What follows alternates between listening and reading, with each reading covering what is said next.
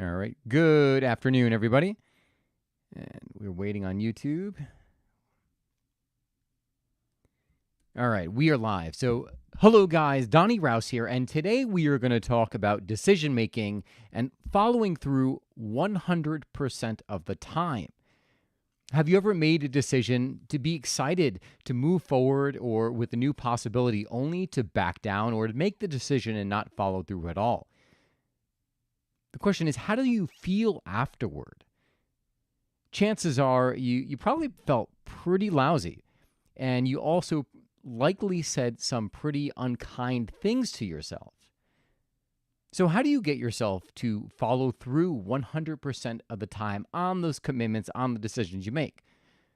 What I'm about to share with you is something that I do relatively frequently, and I could say that everything that I'm proud of in my life is a result of acting and making decisions in this way. And it's called committed decisions. And I'll explain exactly what that is. But committed decisions is exactly how it sounds.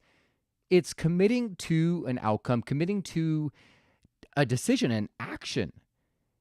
And by making that committed decision, what you're saying is you're leaving no other possibility for any other alternative. So you're like, all right, well, how does one make a committed decision? One of my favorite quotes is one that Tony Robbins has coined. It says, burn your boats and you will take the island. So what that means is when you give yourself no other possibility, the only way to go is forward. So how do you burn your boats?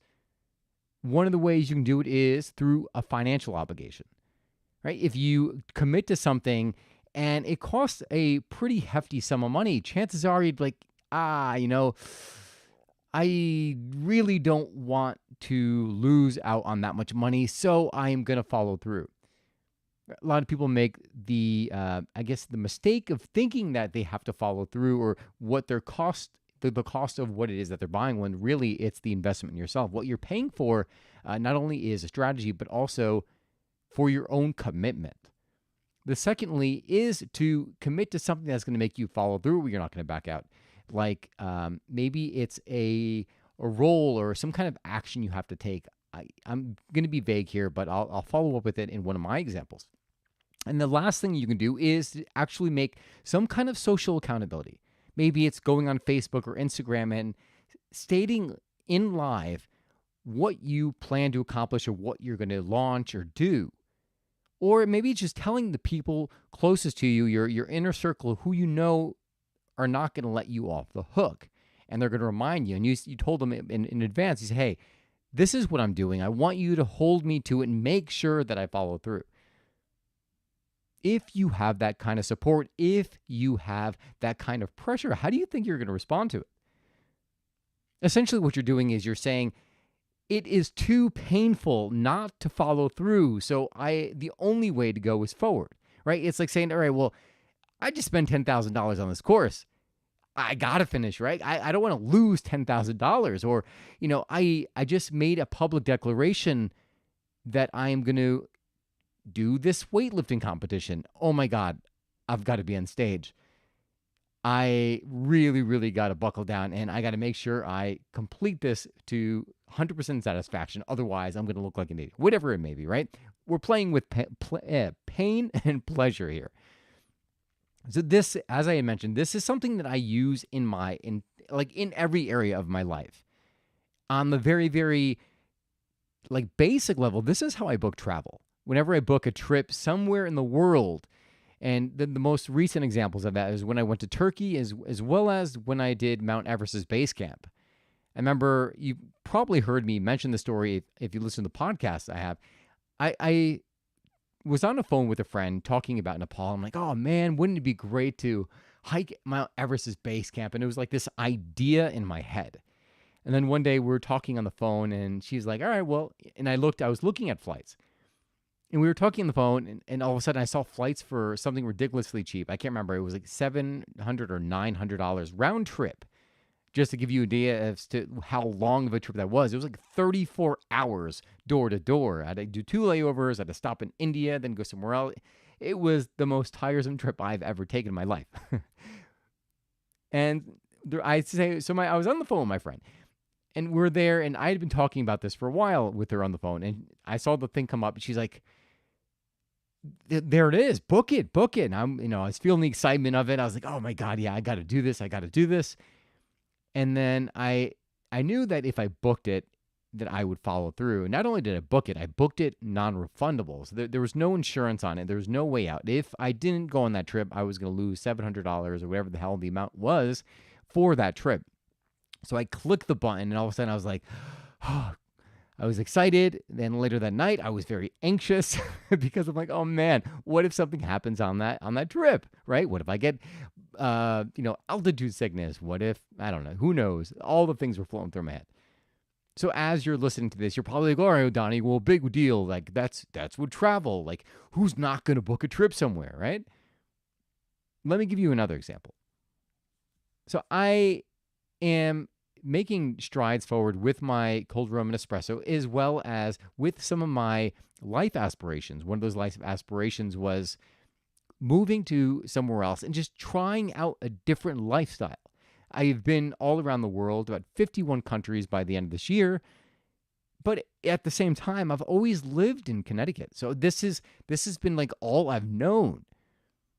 So I wanted to try something different. That's one decision that I wanted to make. The second one is I wanted to move forward with cold Roman. I've been doing it for 13 years. And now all of a sudden, it just, I'm like, all right, I've been doing it like the markets, they've been getting busier, thankfully. And as a result, it requires more work. And my body's like, hey, Donnie, remember me? We got to start doing something different because I don't know how much longer I'm going to hold out on this for.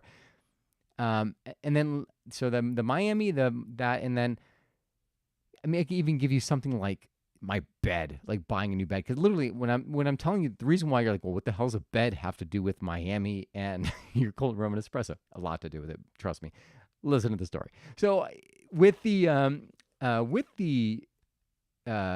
all those moves, I hired a coach, and that right there was a big financial investment in myself. And I say investment in myself because a lot of people are like, well, how much does it cost? And I got out of saying that a while ago because I realized that when I hiring a coach for myself, I'm not hiring a coach. It's not like this transaction. What I'm really doing there is I'm investing in myself. I'm saying, hey, listen, I'm putting this money out, one, because I know that it is a big financial commitment. And by making that commitment, it is going to make me follow through on these objectives that I'm setting with you. But also now I have the social accountability. Every week I get to be like, hey, Donnie, did you follow through on A, B, and C? I mean, I don't want to be on that call and be like, no, not at all. I want to get on that call. And I'm like, yeah, I knocked it out of the park, right? Because they're holding me, my coach is holding me to a higher standard. And as a result, I want to meet or exceed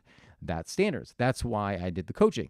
So in the coaching session, one of the two of the things I had mentioned was my wanting to live somewhere different, try something else out, as well as grow my cold Roman business. With cold Roman, one of the reasons I had been hesitant to take some new action because I was afraid. I was like, all right, well, what if I share my recipe? And what if someone else, they share it, and all of a sudden now someone steps out with my product before I do? When you start to go through that kind of fear and you're looping around in your mind about some negative possibility, the best thing to do is to write out your fear and to kind of break it down. So without going into how to break down fears, that is what I did.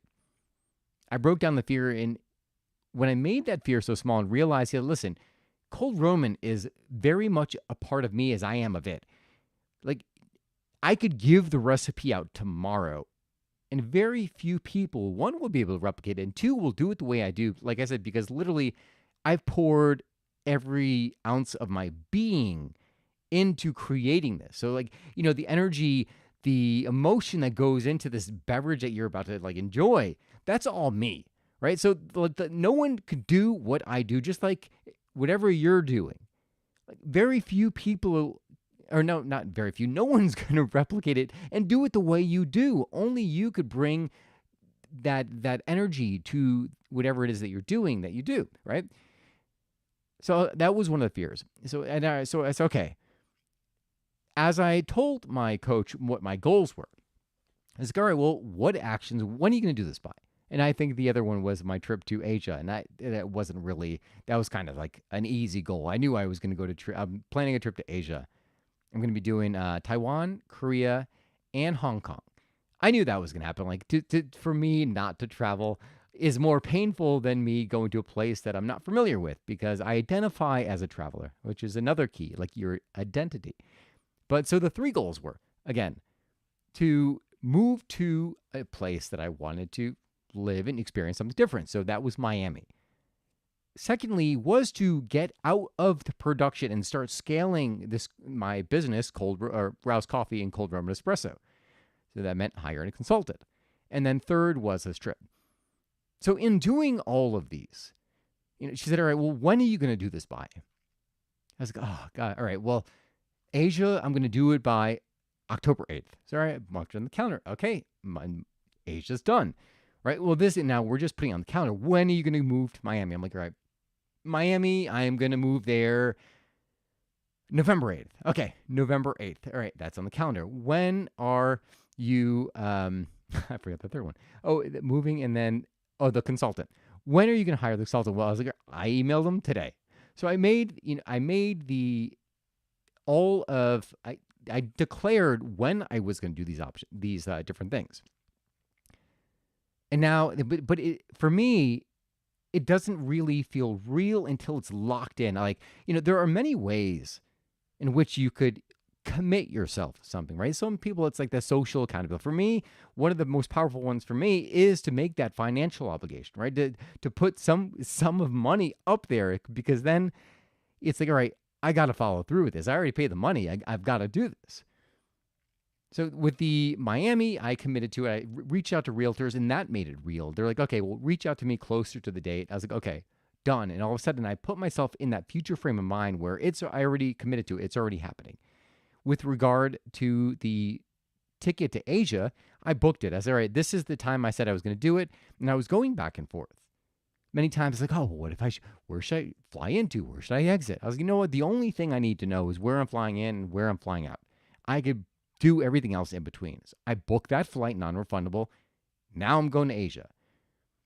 And then with the consultant, I reached out to the consultant, and we've been going back and forth. I shared my entire process. And now I'm just waiting to sign that commitment. But again, in my mind, I've already committed to it. Once I work through the fear of it, I've already committed. Like, in my mind, it's already done. And these are just a few examples of how I try to lock in the action or the decision. So this way there's no way turning back. And it's more painful turning back. And what was more painful to me, if you remember from the story, all right, accountability, right? My coach holds me to a higher standard, and I want to live up to that higher standard because I respect her and I value her opinion. Secondly, the financial obligation. Like, some people might get nervous if I told them how much I spent. And, but that was one of the things that locked me into taking the action. And I'll go on a little side note. So now I'm going to Miami. I'd put away a security fund for moments like this where there was some uncertainty, and I'm kind of going through that. And I was at dinner with my brother yesterday, and we were talking about like financial obligations and how, something came up. We were talking about how, not to make financial decisions unless you're able to follow through and commit to it. And I brought up, and I countered his argument. I brought up Miami. I said, well, I disagree with that. I'm going down to Miami, and I don't have everything figured out. Like, I'm launching the course, I'm paying this consultant, I'm doing all these things, and I'm literally chopping away at my security blanket, right? I'm saying I don't have it all figured out. And he said, well, doesn't that make you nervous? I'm like, no. Well, yeah, yes, it does. Honestly, it does make me nervous, and sometimes scares the shit out of me. But here is the truth. What I was doing was I was burning my boat. I knew by making that decision to move down there, by making my decision to work with this consultant, by making that decision to travel, that there was no turning back and that I would figure out a way. Again, I'll say that one again because that's the most important piece of this entire thing. I had faith in myself and belief in myself that I would figure out a way. If you're honest with you, have you ever been in a jam where all of a sudden you use your creativity to figure out a way through, and as a result, you arrived on the other side, and you're like, ta-da, I did it. Believe in yourself. You can do anything you set your mind to. And that burning of the bridge is just saying, I commit to myself that I am going to follow through with this. Even if it gets scary, I am still going to follow through and take courageous action. So let's go through again what committed action looks like and what are the steps. All right. So number one, let's understand, what is it that you want? Like, what is it that you're trying to attain? In the One Life Blueprint, we look at your categories and we plot out your vision for everything, right? These are the things you want. Then the next thing is, all right, well, what decisions do I have to make in order to get that? Or said differently, what decisions can I make that will commit me to that result? Give you one example. So for my body, when my physique has always been something, has been a part of my identity, like health. But when I committed to my physique contest, all of a sudden now it transformed my belief, because now I have the belief that I can get back that in a moment by changing a few patterns in my life. I could go back to that. Right? It's literally changed how I do my meal preps, everything. And the reason I tell you this is because I just want you to understand how one committed action, when you choose something, all of a sudden there's this chain reaction that goes off, and now it's changed your entire life, because not every area of your life, it's not independent. It's connected to everything. So I said, all right, well, what are some of the options that will make you commit? I gave you an example. I said, financial commitment, because what is financial? Like, the financial commitment is energy, right?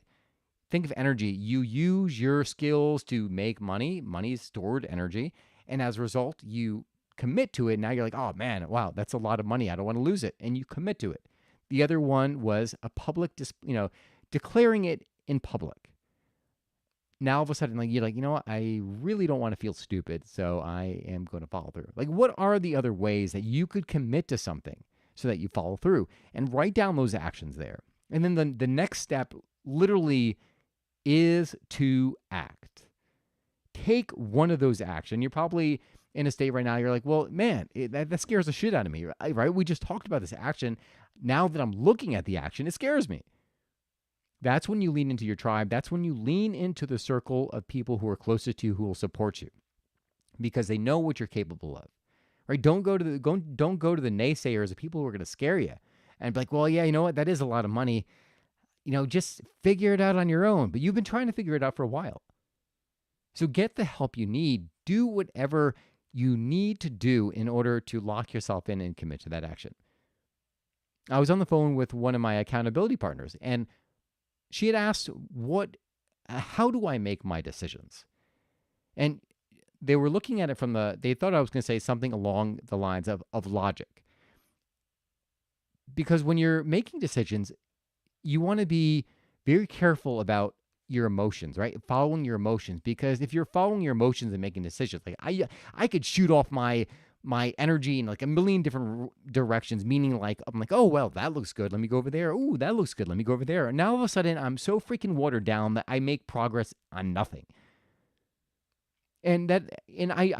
So with that said, one of the things when I make decisions, I look for inspired action. I look for something that lights me up, that, where I'm like, oh my God, this is what I need to be doing. And I feel it with every ounce of my being. That I make a decision there to commit to doing something that's going to make me follow through. And it could be like calling somebody, right? Oh, I should call this person. Then I'm like, or you know what? Let me call him right now. Let me send him a text message to arrange a call. So this way I know it's on the calendar and I have to talk to this person. But there were also those times where I know that I need to make a decision, but it scares the crap out of me. And in those instances, what I always do, like, I trust my gut, my internal being, whatever you want to call it. Like, I trust that part of me that knows the answers and will always give me the truth. So, for instance, with the cold Roman, Like I've been doing it for 13 years, and the reason why I had not taking some actions in the past was because I was afraid. I was afraid of what growing the company might look like for my life. Well, what if it fails? Well, what if I have to be in, it makes me, and I have to work in an office all day. Like all these things, you're probably laughing at me, but all these things were like swirl around in my head. And as a result, like I would say, no, it's not right for me. But then I would do a check. I would check in with my gut. And I'm like, mother fricker. My gut would be like, keep going forward, Donnie. Keep going forward. And I don't always want to listen to my gut, to be honest with you, right? But I never make a decision. I don't make decisions against it. I don't make decisions against it because I know it is my best interest. It has my best interest at heart. So while I may take, like I may hem and haw, and I may take like, a tiptoe forward, two steps back, I always end up moving forward because I trust myself. I trust in that divine guidance. And I believe that divine guidance is that gut check. So that is just some of the ways in which I make decisions. I hope that is beneficial for you. I mean, you might have a very different way. Maybe you're more of a logical person where you're like, well, at first I got to weigh it all on paper. Let me see what the pros and cons are and how this affects other people in my life. And maybe that's how you make decisions. That's perfectly fine. You make decisions the way you need to make decisions for your life. I like to make decisions based on how I'm going to feel, the emotions it's going to bring to my life, the passion I want to feel because to me, nothing matters more than feeling life. Like to be void of that feeling is like emotional death to me, right? To make a decision because I knew it was the safe way to go, and then eventually I would go into the thing that I wanted. Like my father and ex-girlfriend's desire for me to work at corporate world, buy a house, have kids, and then eventually pursue coffee. Like the thought of that was emotional death. I couldn't even fathom it. So did I know that it would be difficult choosing the coffee route? And I mean, literally, I've been doing coffee for more than 20 years. I probably didn't have that much of a clue as to how long the road was going to be and what kind of, the pain that would be in it. But it was definitely nowhere near as painful as staying in that path that I was not happy in, staying in that path that was emotionally void of the feelings I wanted to feel. So in closing, find what it is that lights you up. Get that vision, that clarity for your life. Write down, like, well, how can you get there and commit to getting there so that you must follow through? Because once you take that one action, all of a sudden, things start to align. The universe starts to conspire with you and put the things in your course because you're now saying, like, this is what I'm committed to. And it's like, you know what, Donnie? I got this. Just pay attention. I'll show you the way. And then you just start to take more and more steps and stuff just starts to compound. You get momentum. And before you know it, sometimes, weeks, months, years, you're at that point. But I promise you, not once will you ever look back in regret when you're coming from that part of you that knows that it is the right decision you need to make. So I hope you enjoyed this podcast. If you did, please share it with 5 people whom needs to make a different decision. Or maybe you thought this was so powerful that you want to share it with 5 people because you want them to hold you accountable, right? And you're going to share it. And in that share, you are going to tell them what you are committed to and what you want to be accountable to. I challenge you. And so again, share this with 5 people. And I thank you so much for tuning in. I am so grateful that you're tuning in and watching this because you could be putting your energy and your focus anywhere, but you're choosing to be here to focus on yourself, to put the power back in your hands. I wouldn't be sharing this if I didn't believe that you were capable and that you can do it. So go out there, live fully, live passionately, live now. Thank you so much for tuning in, guys. God bless, and I will see you again next week.